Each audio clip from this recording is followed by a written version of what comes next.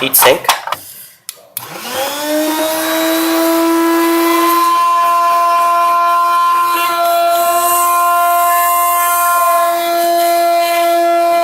Definitely don't use water. You can see the heat marks on the heat sink.